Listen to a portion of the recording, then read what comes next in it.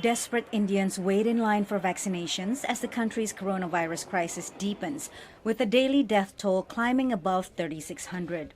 We are searching oxygen all over India, all over Delhi, to Chandigarh, Ludhiana, Haridwar, Jaipur, and all our nearby cities. In October 2020, at the World Trade Organization, India and South Africa proposed the so-called TRIPS waiver, which would allow countries to make generic versions of the vaccine. The proposal continues to languish without backing from the European Union and the United States. 100 million Americans have been fully vaccinated against COVID-19.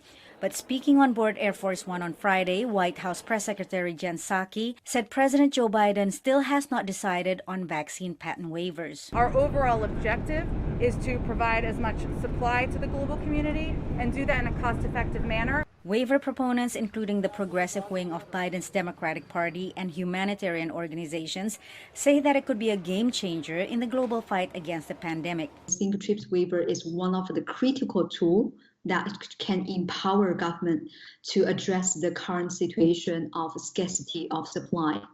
But the administration is also under pressure from pharmaceutical companies who say that rather than waiving patents, the quickest way to help countries in need is by accelerating existing production lines and donating doses. An intellectual property waiver would not help accelerate COVID-19 vaccine access or address the very real supply chain and logistical constraints, an industry spokesperson told VOA.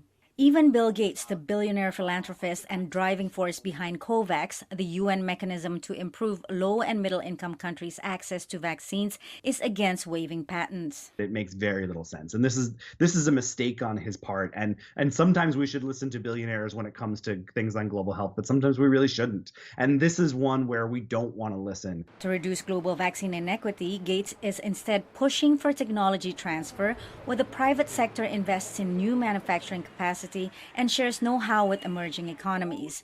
He spoke at the Munich Security Conference in February. Part of the way to solve that inequity is to get factories in India up in full speed. That's already happening with AstraZeneca. It'll happen with two of the others. And to get the financing. The proposal to waive vaccine patent is supported by more than 80 WTO members, 60 former heads of states, and 100 Nobel Prize winners. It will again be in focus at the WTO General Council meeting on May 5th. Patsy Widakuswara, VOA News.